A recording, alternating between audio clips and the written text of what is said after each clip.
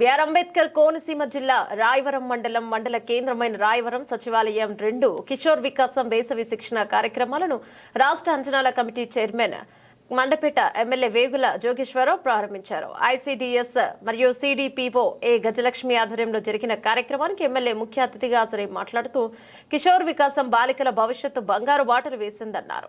కార్యక్రమాలు అన్ని గ్రామాలు సక్రమంగా జరిగే విధంగా అధికారులు పర్యవేక్షించాలని సూచించారు. కార్యక్రమంలో ఎంపీపీ నౌడు వెంకటరమణ, ఎంపీటీఓ కీర్తి స్పందన, గ్రామ అభివృద్ధి కమిటీ చైర్మన్ ఉండవల్లి రాంబాబు తదితర ఎన్డీఏ నేతలు, అంగన్వాడీ కార్యకర్తలు పాల్గొన్నారు. వేదికను అలంకరించవలసిందిగా కోరుచున్నానండి. అదేవిధంగా మండల ఎంపీపీ గారికి కూడా వేదికను అలంకరించవలసిందిగా కోరుచున్నాను. కూడా నా యొక్క అభినందనలు.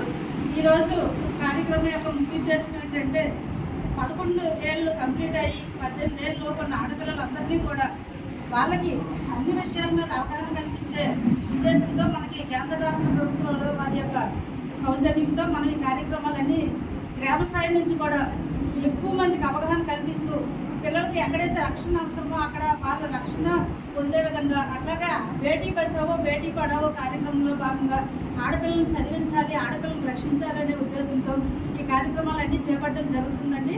అట్లాగే చిన్న వయసులో పిల్లలు కాకుండా మైనారిటీ తీరకుండా బాల్య వివాహాలు జరగకూడదు, ఆ అవగాహన కూడా పిల్లలకు కల్పించాలి.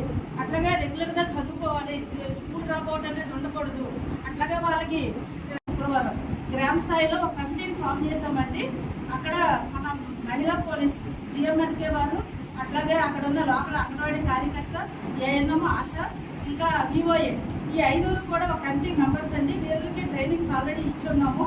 వీరు ఈ పిల్లలకి ఒక్కొక్క రోజు ఒక్కొక్క థీమ్ చెప్తూ ఈ 12 రోజులు 12 రకాల అంశాలని వీళ్ళకి అవగాహన కల్పించడం జరుగుతుందండి.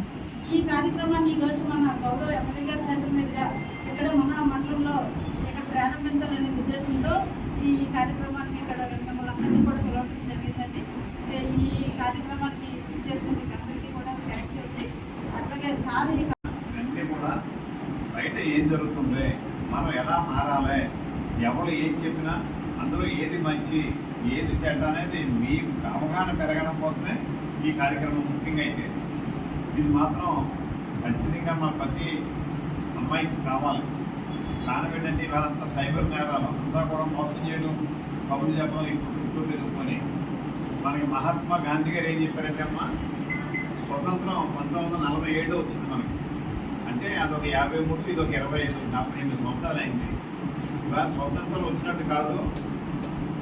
ఒక స్త్రీ అర్ధరాత్రి ఒంటరిగా ఇంటి నుంచి బయటికి వెళ్ళి క్షేమంగా తిరిగి వచ్చినప్పుడే మనకి స్వతంత్రం వచ్చినట్టని చెప్పి ఆయన 1947 చెప్పాడు. ఆయన మీరు ఖచ్చితంగా దీంతో పాటుగానే ఏదైనా దీన్ని ఒక బాధ్యతగా ఏదైతే ఈ యొక్క మన పోలీసులు పెట్టారో వారు ముఖ్యంగా మనకి ఎండిఓ గారు, ఇది చాలా అవసరం అమ్మ, ఇది మంచి స్కీమ్ అంటే అందుకే ఏంటని అడిగాను. అలాగా ఖచ్చితంగా దీన్ని ప్రతి గ్రామంలో అమలు అవుతుందా లేదా, అవసరమైతే మీరు 2-3 చోట్ల ఇన్స్పెక్షన్ చేసి మీరు వెళ్తా ఉంటే అంతా కూడా సెట్ అయిపోతారు. అలాగే మనకి ప్రతి గ్రామంలో ఉన్న సెక్రటరీలు కూడా దీని మీద కొంచెం చూడమనండి. ఇది మనకు అవసరం.